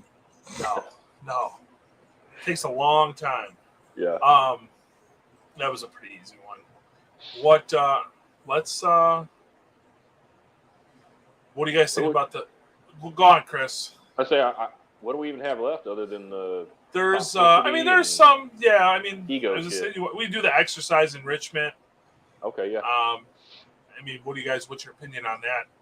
I know I pull when I clean, I try to let my stuff cruise around. I'll pick them up on my shoulder, just, basically let them move around as much as I can down here when I'm cleaning and stuff. But, I mean, that's about it, really. Yeah. Exercise and enrichment for me, like I just got bigger cages to try and give them more room to stretch out and move around. Got a shelf in there with some hides. I still want to get some driftwood to, give them shit to climb on. Yeah. It may or may not work out in my benefit. It's just, they'll latch onto it and not want to come out of the cage when it's time to clean. But, just whatever you can do to make them happy, I guess. I haven't built like little jungle gyms like a lot of people have done. But those are crazy, man. Thing. Yeah. Like Weston's is fucking wild, man. It's on like a pulley system that he can raise the ceiling and shit. Mhm. That's Yeah. insane. That's insane. Well, he's got him in a big ass shop, so he's got plenty of room to Yeah, do whatever yeah. he wants. Yeah. But that's Most of still us don't crazy have that though. Even ability. that's still crazy. It's just even to come up Oh, with yeah. that idea. You know, those guys that were doing that, Eric Lee and all those guys. Eric Lee's got some crazy stuff. Yeah. Blake That big- Stewart, he's got that cool ass Yeah. room. Yeah. Yeah. I it's pull nuts. them out and play. I pull them out and play with them, but like not on a regular schedule. Like they come out when I clean them, obviously. Yeah. But like, you know, I'll get this one out. It's easier when you have a smaller collection. Yeah. Absolutely. Once you get quite a few, it's harder to do that all the time with every one of them. But I'd love to get them outside more. It's just where I'm at now. I don't know the neighbors, and I mean, I don't want to freak people out and stuff. You know, I know me and my wife have talked about moving and getting a place with a little more property. Then hopefully the stuff will. I won't even be able to drag it out of my basement. You know, if I had a garage or somewhere, I could just open the door and pull them out. It'd be a lot easier. But Yeah, now that mine are back at the garage, I can take them out and yeah, put that's them nice. outside a lot easier because in my building we had goats and cows, and I was always worried one of them was gonna Oh, jump in the way and Snack. get tagged. yeah, That would have sucked. oh fuck. don't you have a privacy fence, right, Jake? Yeah, but I mean, my neighbors, like, if they're on their deck, they can see over my fence. Oh, You know, so like that's all I need is like have my big blonde tiger out there cruising around in the yard, and they're like, "What the hell?" You know, even though I don't think they would care, but I don't even want to. Yeah. I'm already now that my son's in school. I mean, he's telling everybody, "My dad's got 100 snakes, and we got these giant snakes," and it's, you know, like so people are knowing, and it's as he's getting older. You know, I get more nervous, like friends coming over, and then they're going to tell parents, and then that's what I'm like, oh man. Yeah. Hopefully, there's no issues with that, but yeah. So hopefully, we can get out of this house and get something with a little more room, and It's a lot easier when you got some land. yeah, I just want to You got get to worry about separate your neighbors as much. separate building, just get them out, separate area, you know, and not have to worry, and yeah, no neighbors, but yeah, so Well- so do you let them cruise around your basement? not unattended. I'll sit there and watch them, Oh, but yeah, they just cruise around. You know, Mine just get into everything. Well, when I built my racks, I used to have all my racks on casters, but then when I redid my racks, I took the casters off, so they sit flush to the floor. So I have like 1 or 2 racks that are still on casters. So as long as I put them in, like obviously steer them away from those, they're usually pretty good. I used to use kind of like Shane. He has a ladder. You know, he puts the snakes on for some of those pictures. I had like a big step stool, but man, they slide that fucking thing around so fast, and I'm worried they're gonna like tip it over into a cage and shatter the glass, or Yeah. so I don't even use that no more. But I've got all mine on casters, so I got to pay attention when they're on the floor.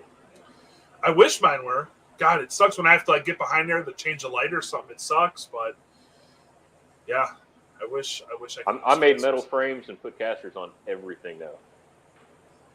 Jealous. I'm jealous. I still want to make. I still wish I could. I have pictures somewhere of somebody that made like. I think me and you talked about this, Chris, a long time ago about like a rack for like the visions, but it's like a freedom breeder style where you can add levels. Did me and you talk about that Yeah, a long yeah, we time did. ago? Yeah, I know somebody did that or made it, you know, and it looked fucking awesome. That's still my idea. Like that's what I would love to do. You know, Yeah, at some it wouldn't be hard for a metal fabricator to make. No, it really wouldn't. So I keep bugging my dad. I'm like, we need to get some square stock. You should make me one of these as a test just to try it out and see it. But yeah, one day. Because yeah, all I'm using is 2x4. You know, I'm all 2x4 racks, which I lose so much space. You know, because my ceiling is pretty short. I want to say my ceiling's only like, in the one side it's probably 8 foot. But I mean, all the cages with all the 2x4s plus I use my paper on top and my thermostat. It's like right up to the drop ceiling. I have no room whatsoever. Yeah, you can get some 1-inch tubing and save a lot of room. Space. Yeah. So that's, Would it be enough to add a 5th cage though? No, I don't even want to add a 5th cage. Fuck that, man. I hate cleaning the bottom cage and the top cage. I hate the bottom cage the most. Well, yeah, dude, the bottom sucks, man. I got like foam mats in front of my cages now, so that when I get down on my knees to clean it out, I'm not like killing my damn knees on the floor. I have to lay on my belly and the 3632 is okay, 3 yeah. foot deep, and I'm big, so even climbing in the cage, it's hard for me to get in there and then when you got like a 15-pound pig that just got shit out, dude, it sucks. It sucks so bad. Those are what, like 18 inches tall? Yeah, they're 18 inches tall, so yeah, it's bad. Yeah, that's not part nearly of as easy. That's part of the reason I like feeding one big meal, so I only have to clean up every month and a half or so too, so I don't have to do that. My wife fits in the bottom ones easier than me. See, in my building, I used to take like You're the lucky. big ass old Neo tubs and I stuck them underneath the cage. So I remember that. Yeah. Remember that. Oh man, it was so much better. Yeah, Didn't have to bend down to get in the damn cage, or you didn't have to get on the floor to get in the cage. that'd be the way to do it. Find out a way to like take a freedom breeder or something and get like a couple levels, and then modify the top where you can do like your stack of visions or something like that. Or Yeah, you can just weld some more tubing to it. yeah, that would be cool. That would that would be so nice, so freaking nice. But so Colby asked, what sizes are you guys using as adult cages? I think we talked about that a little bit, right?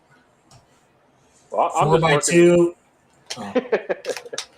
4x2 and working 432 for males. And then 6x3 or 8x3 for females. That's what I have. Yeah, I'm using 6x3s for mine, and I'm going to use 5x3s for my males. 5x3s. Damn, that's a pretty good size, man.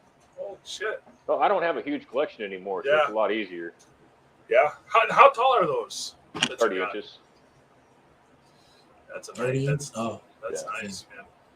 Yeah, I got them all. 632s, 600s, 432s, 400s. I got a lot of different sizes. But well, what do you guys think about the toxicity in the hobby? Let's just jump right in. It's there. I honestly don't know if there's more toxicity in Retics than any other, group, but we definitely have a lot of it. Yeah, I think it's just like you said. I don't think we have more, like you said. I think we're just smaller, so it seems like there's more.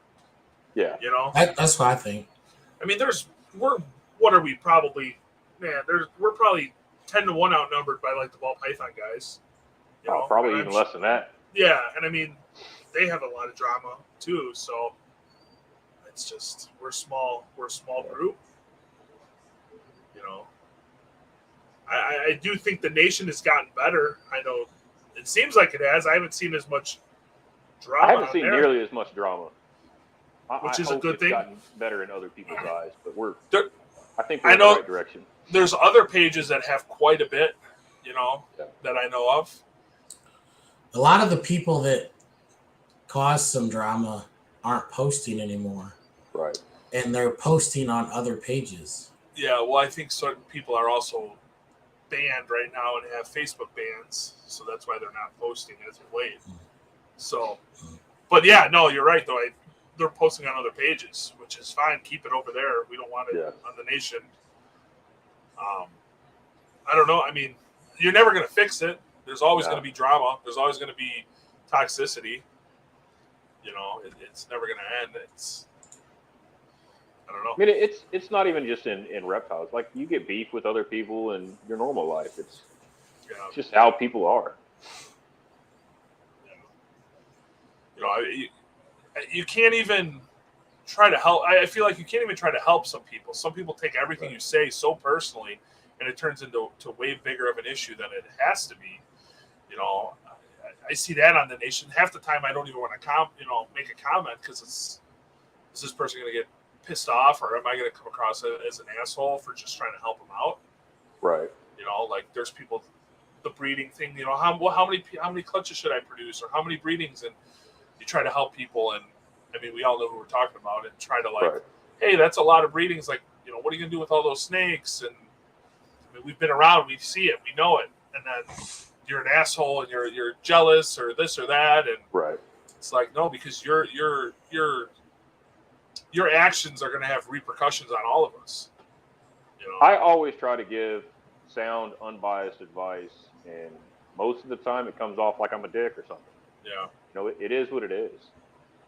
we've all been around this long enough. We know kind of how the industry works, and you know, we know Some when to people are breed and just when not to breed. a lot of people are just not a lot, but a same handful of people always seem to be grumpy about no matter what it is. Yeah. And I don't know. I don't chime in a lot anymore because it's just like, why? Nobody's gonna listen to me anyway. They're gonna do what they want to do, fuck up, and then they'll be gone, and then it's all our problem. It's unfortunate, but I definitely pick and choose on some advice I give to people because I know they're just not going to take it right. Yeah. Well, that's kind of like one of the questions they were asked. Somebody asked was like the ego between keepers and breeders, and kind of like there's certain advice I'm going to give to certain people, like you said, Chris, because I know they're not going to listen. You know, and it's people are going to pick and choose what they want to take also. So it's like you're going to give somebody some advice, and they're going to be like, oh no, that's not how it's supposed to be. It's like I've been doing it 20 years. You've been doing it 6 days. Like, trust me, I know what I'm talking about. And that's why I feel like there is, as far as the ego kind of between keepers and breeders, because like, I don't know, I've had a lot of very good customers, but I've had a lot of real shithead asshole customers that are trying to tell me like what the fuck is up when they have no idea. Yeah. So I don't know. It's crazy. I'm willing to help anybody if they're willing to listen and be respectful. Yep. And I'll talk to whoever, even if we don't agree, and until they start being an asshole. Yeah. You know, it's just, Like I don't have time for that crap. People will message me and I'm like, hey, I know I don't know you, but do you mind helping with this? I'm like, dude, I don't mind one bit. It might take me a little bit to respond or something till I get some free time, but ask me anything. I don't give a shit. I'm an open book, good or bad, ugly. Yeah. It is what it is. Yeah, I used to kind of pick and choose what I'd say. No, I'll just tell you the truth. It's better just spit facts. The truth will set you free. Well, I mean, we've done a lot of dumb shit in the past 15, 20 years. Yeah. Like, we can help people from that. Don't do what I did kind of stuff. I mean, it's a great time to get into the retics because, I mean, there's so much knowledge out there. It's so easy to find information now. I mean, really. Oh, yeah. I mean, there's so many guys that are willing to help. I mean, I'm the same way. I get so many messages, not so much on Facebook. I get a ton on Instagram from people asking tons of questions. And it's like, I have no problem. I have zero problem helping. But listen to what I'm saying. Don't just say what listen and go one ear out the other and go do completely what I said not to do and then come back to me. I hate that. That shit drives me nuts, man. But it's, I don't know. There's a lot of, just listen to us. Fuck. It's not that hard. God damn. I saw a question in the comments. So Aaron asked, what genes complement each other and what ruins morphs? I mean, we could talk about what ruins morphs. Yeah, as I That's say, a lot easier than complimenting. Yeah, I think a lot of stuff complements each other very well. Yeah. But there's too much gene stacking sometimes will ruin a morph. Yeah. Yeah, I think there's certain genes you got to be careful with, but a lot of them, like they said, ghosts or a male. Yeah. Lot they're kind of finicky as far as tainting what the original look was. If you want to, you'd have to like make a breed standard for every gene. Yeah. If you want to have that conversation, but it's like titanium and golden child. You put too much in it, and you lose that pattern or color, and it's just a plain old snake. I love titanium. If you put more than one or two genes in it, it's gone. Yeah. It's just a patternless snake. That's what I was going to say. Same about GC. I love it by itself. I mean, there was a couple morphs that do look good added in, but I mean, really, I think too GC much by into itself, it's gone. GC by itself is, a hard snake to beat. Purple GC is probably one of the best combos on the planet, still, in my opinion. Purple and white. Yeah. I was gonna say, white GC is nice too. Even AML though, AML GC by itself is fucking pretty good looking. Now Tiger looks like shit. Super Tiger looks terrible, but just a GC and AML white, purple. I mean, even lavender. A Lav GC still looks fucking gorgeous. Yeah, but I like the Moschino titanium. Yeah. Yeah. Yeah. If you can make a titanium that still has some pattern on it, it pops. You take that pattern Or like- away, and it's like, Or like any of those, really, like the purple, the orange glow, the Moschino. Those look good in titanium. Or like platinum. Yeah, I love platinum titanium. Yeah, I do too. That's probably my favorite titanium combo. Yeah. is You platinum. put like Motley to it, it makes it more patternless. Sunfire, Tiger, shit like that. I seen a super motley. I think it was a super motley titanium. Did it have pattern? Super Motley. No, but titanium. it was like blue. Jay made it, I think, but Interesting. it was kind of. Probably. It didn't have pattern, but it was just like a steel blue, the whole thing. It was kind of. I don't know that I would like do the effort to make one, Right. but it was like, oh, that looks all right, you know. I will say platinum and hypo is fucking awesome together. Oh yeah. Platinum and hypo is one of my favorite 2-gene combos. They look so good. So freaking good. I want to see Sunfire still. I've been wanting to see Yeah. Sunfire. Platinum looks incredible though. I want to see some I wanna- normal non-platy, non-tiger hypos with some size. Just some regular old hypos and see what they look like. Dude, Bob's original girl was gorgeous. Yeah. Yeah, it's been a while since I've seen any pictures of an adult though. Minus the wild caught ones that we all have seen pictures of. I'd like to see some of the newer ones, but I want to see it in marble, hypo marble, hypo GC, hypo sun, hypo OGS. yeah, hypo OGS is going to be really cool. And we should be seeing that maybe next year or so. Tiger Ocelot's another 2-gener that's fucking crazy. That's a cool snake. Why haven't we seen more shit from Jay from those? Like, I don't like Jay. I will say, Damn. so I haven't watched any of his videos, but I did see a video the other day. I was at work and I'm watching it, and he's doing a cutting or something. And in the back, you know, he's got all the cages behind him. Mhm. I swear it looked like the Tiger Ocelot. It looked like it was big. I mean, I'm sure it is by now, but it looked like it was in there doing something. So I'm sure something's got to be coming soon from those, Yeah. I would imagine. I haven't might watched- have them blocked, so I don't know. Yeah. I haven't watched his videos in a while, but a lot of it went to like, it wasn't like his old videos. No, it's Like I don't see a lot out of them anymore, really. Like, are they even breeding that much? I don't know, but this was the first one I've watched in a long time. It popped up and it was an egg cutting video. I'm like, oh, he hasn't put one of these up in a while, and I started watching it, and I noticed it in the background. I swear it was an ocelot. I'm pretty sure it was an ocelot tiger. Had to be. It didn't look like a normal ocelot, but yeah, that's a cool combo. But yeah, it's the 2-3 genes. I think is where it's at. Honestly, you start getting 4 or 5 genes, I think it's just too much. There's a couple combos like 4 or 5 genes that look really good, but you got to be picky. Yeah. Oh yeah. Yeah, definitely. Moschino Sun Anthrax GS. That snake is. That's what I'm saying. That's the greatest snake you've ever made, dude. That snake is. Thanks. That's one of the most impressive snakes I've ever seen. Yeah. I'd like to add platinum. Just I see don't what know. it looks like. I don't know. I don't think Tiger would do anything. I think Tiger would make it less.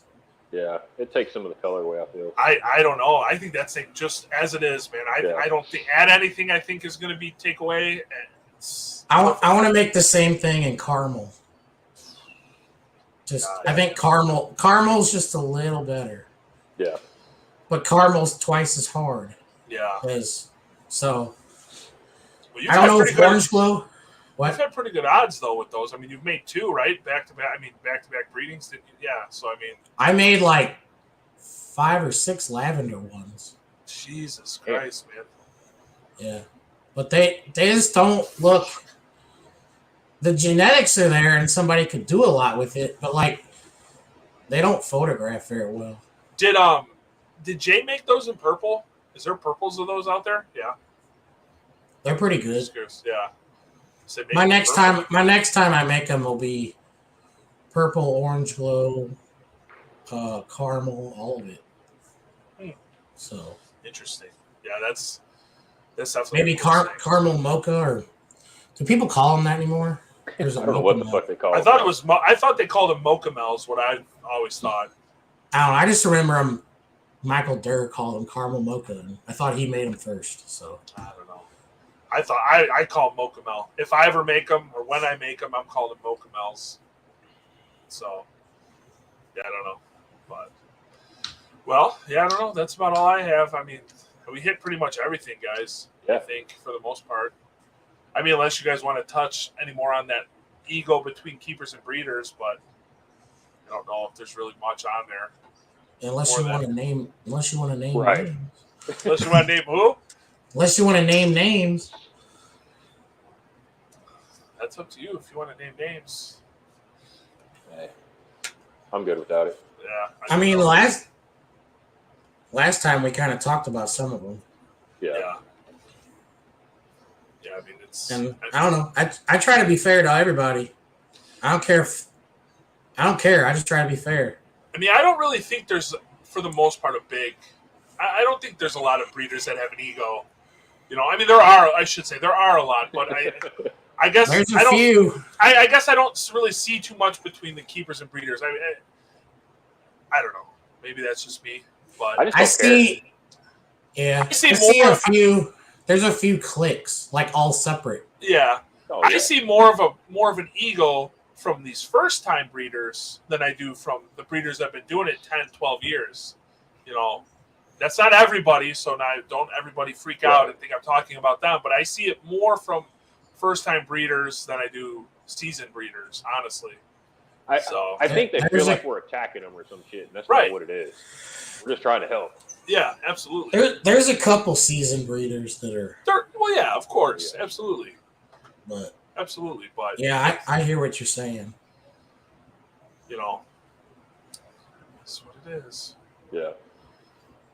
Well, I don't know. What do you guys think? An hour and 36 minutes? I don't think there's any more I questions. thought we were gonna go 3 hours. Oh, fuck that. Damn. Sorry, Dax. My I wasn't wife's talking good. about you, buddy. Yeah. What's up, Dax? Well, I don't know. What else you want? What else you got? Travis, you got anything? Not really. No. Quit breeding so many snakes. What do you guys got anything in the incubator right now or no? No Almost. retics. No retics? I just got some I have golden nothing eggs. in the incubator, but any day now I'm expecting eggs. I don't Retic think eggs? I'm going to have any Yeah. retic eggs this year. None? None. Really? I only tried 3 females, and none of them cycled, so, fuck it. My big tiger double head purple anthrax is the only one I think I'm gonna get to go, which I still can't even believe because I didn't see. Not that surprised, but I saw no locks, no nothing. But I'm gonna actually try feeding her because I'm still not convinced she's gravid. So I'm gonna try to offer her a pig and see if she takes it. I mean, that looked like a pretty obvious. I'm pretty sure she was, because when I moved her, she was rock solid, man, rock solid. So I'm pretty sure it was the tail end of an ovulation, but I just got to have that 100% confirmation. So I have 2 gravid females, but they're small. So I did ocelot, pos het, caramel to a platinum stripe het, purple or mocha. ooh, that'd be nice. And then I did ocelot, pos het, caramel to a purple sun tiger het stripe.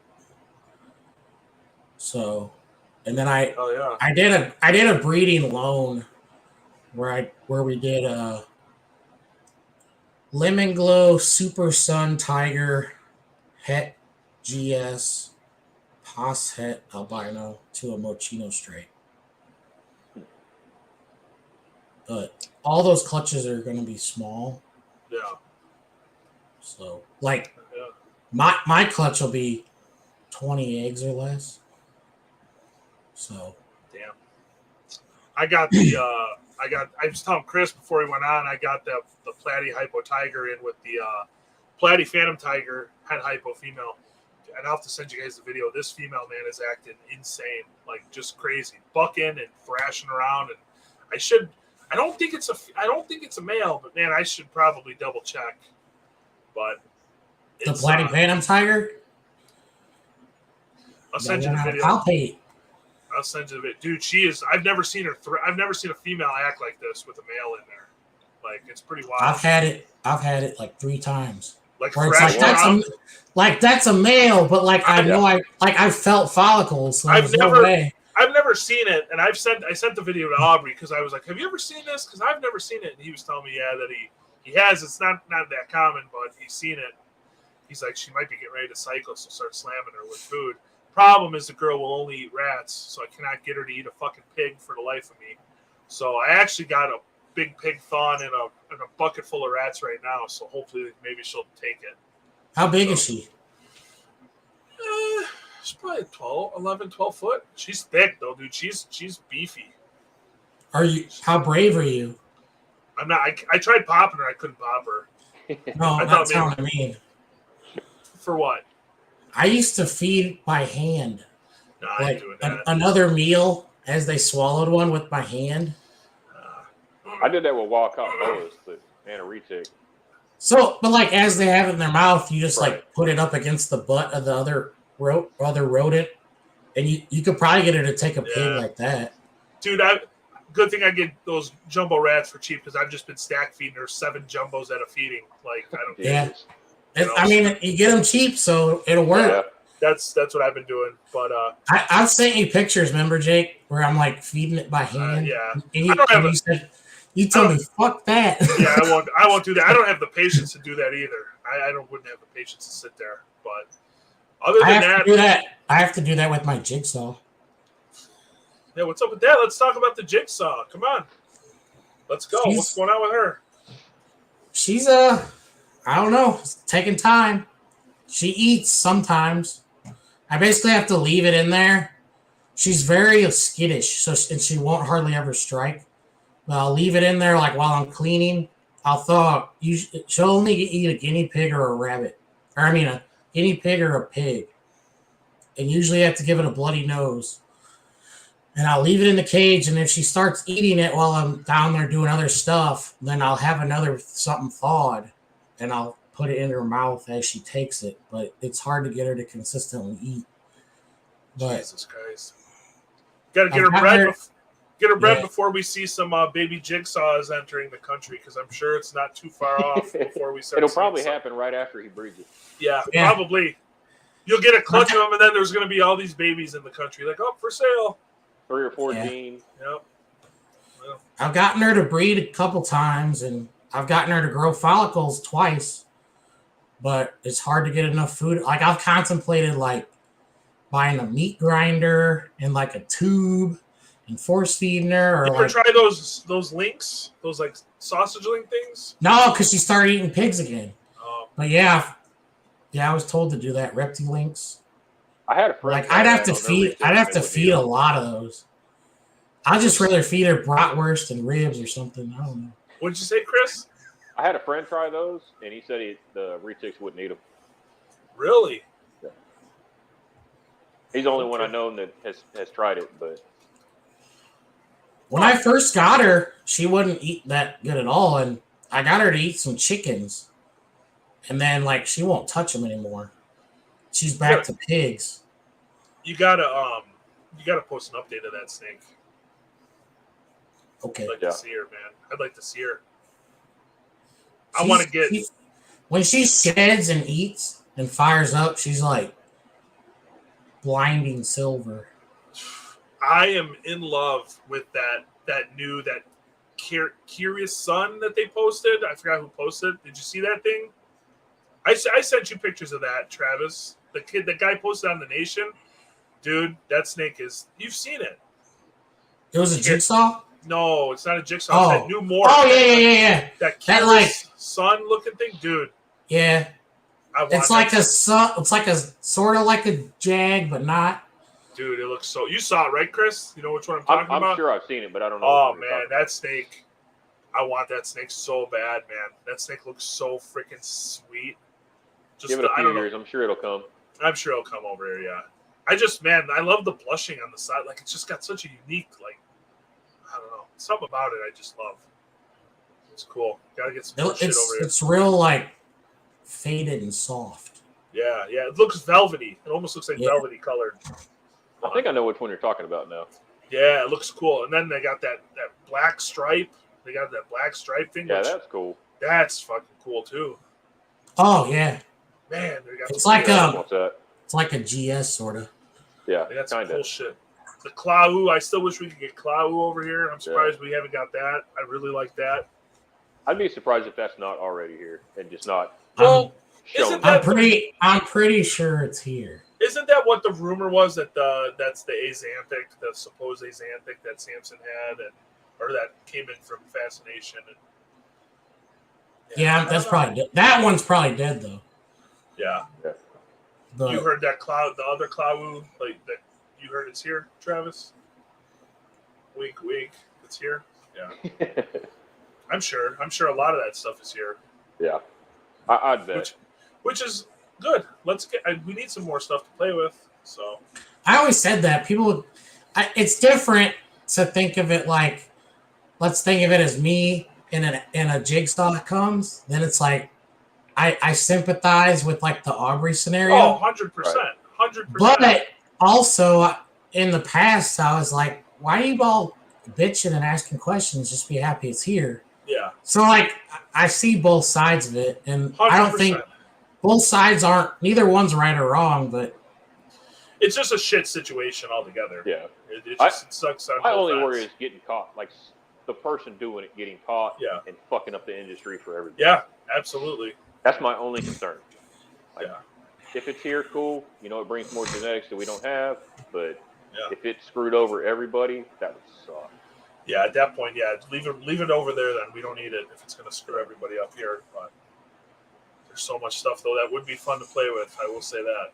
Yeah, for sure. So, yeah. That Aztec though I love that Aztec gene. It's cool.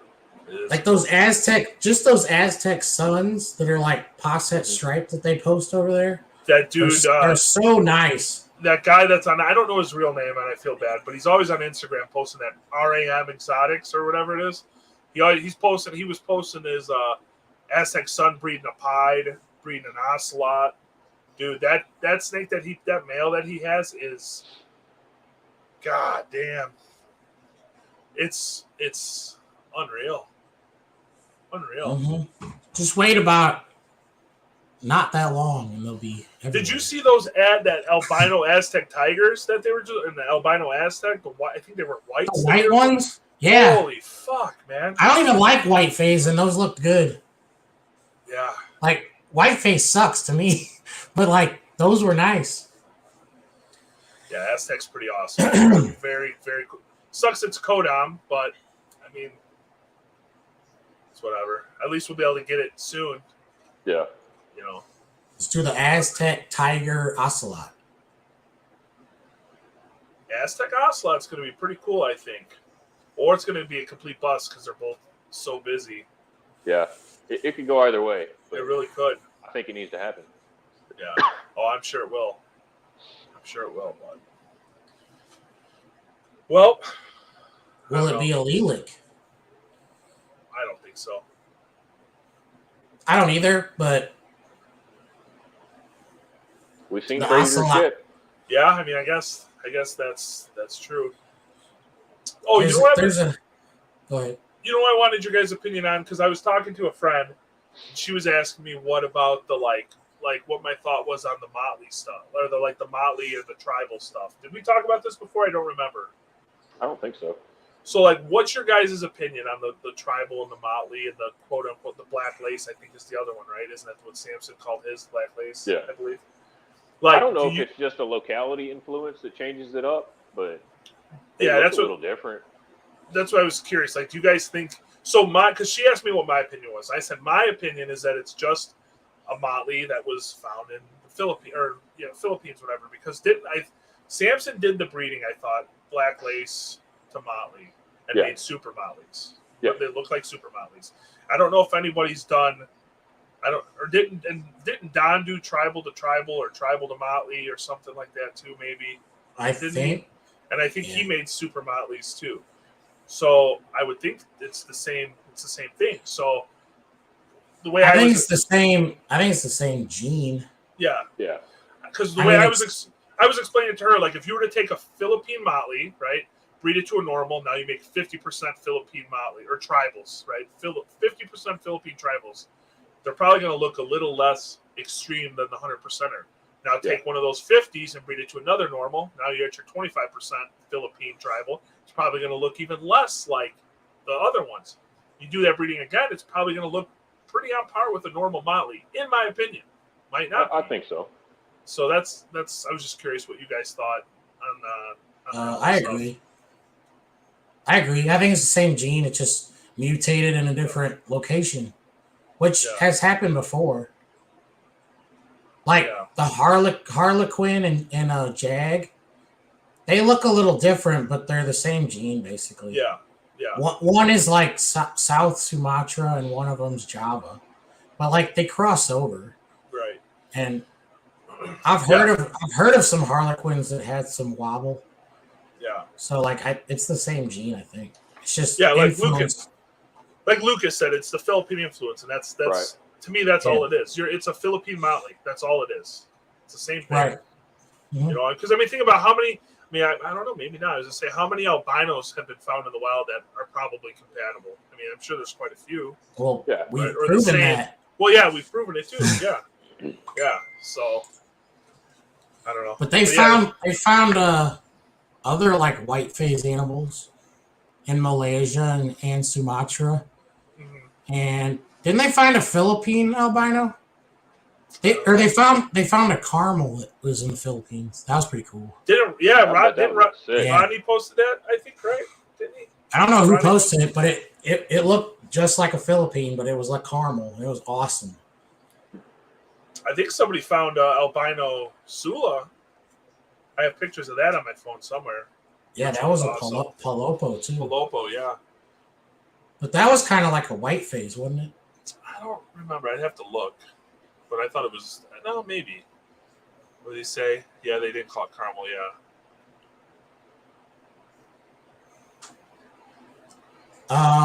For that question, no. The locality influences? Do locality influences fix Jag's wobble? I don't think so. I don't think it would. The Jag wobble, I think, is like a spider ball. Yeah, like it's an inner ear thing, like a equilibrium type thing that's attached to the gene. I don't think.